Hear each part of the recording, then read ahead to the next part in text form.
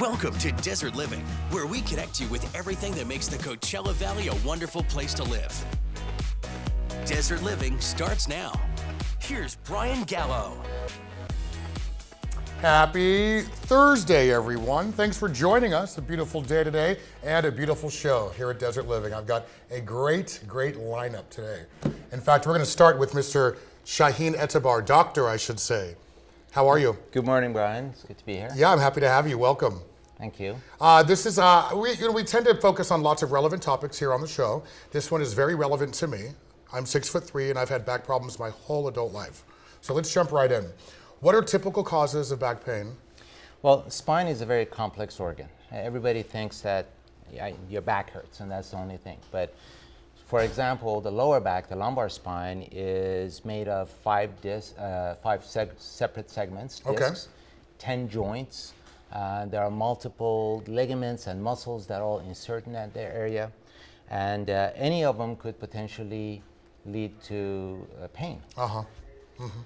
So it's really important to recognize what the anatomy is before you start treating the problem. So how would one find the origin of the pain? Okay, that is actually the most difficult thing that we do. I would imagine, yeah. As a spine surgeon, it is really like playing a detective. Okay. When a patient comes in, they just say, well, my back hurts. Now, you have to go through a complete history, find out how the injury started, how the pain started, what makes the pain better, what makes the pain worse.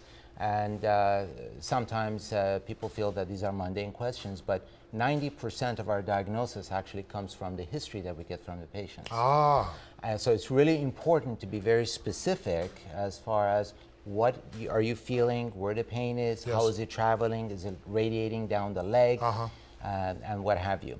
The origin of the pain can be very complex, could be any of the discs, could be any of the joints. You could have pain from the hip that radiates to the back. You can have intra-abdominal problems, like an aneurysm, for instance, that could radiate pain to the back, or even kidney stones.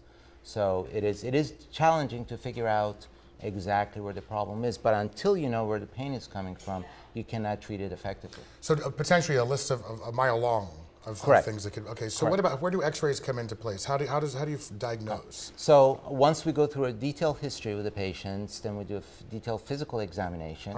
That gives us additional information as to where to hone on, and then based on what we get at that point, we decide what tests are necessary next. Okay.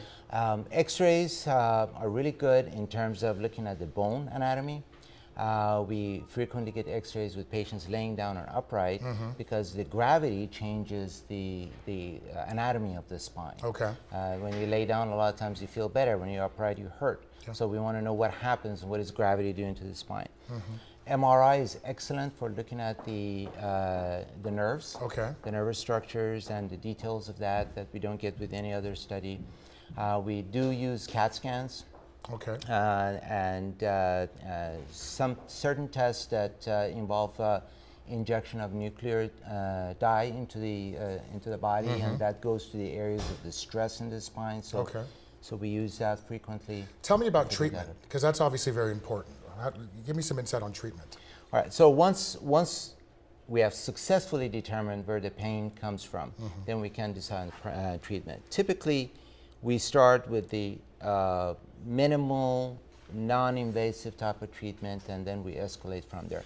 90% of people with back problem get better without any intervention. Really? 90%? 90% of people. Let me ask you this, because this is obviously important. Surgery, how often is surgery coming into factor? In my practice, actually, surgery is less than 5 to 10% of the time. And what kind of surgeries do you do? We do spine surgeries, the whole gamut, from the minimally invasive to scoliosis and deformity correction. So we do the whole gamut. Let's find out exactly how to find you. You can find Dr. Shahin Etebar at 1180 North Indian Canyon Drive in Palm Springs, 92262. Give him a call at 760-346-8058 or dretebar.com. Appreciate you being here, Doc. Thank you very much. Yeah, I need to go stretch real quick, get my back ready. I got more show for you in just a minute.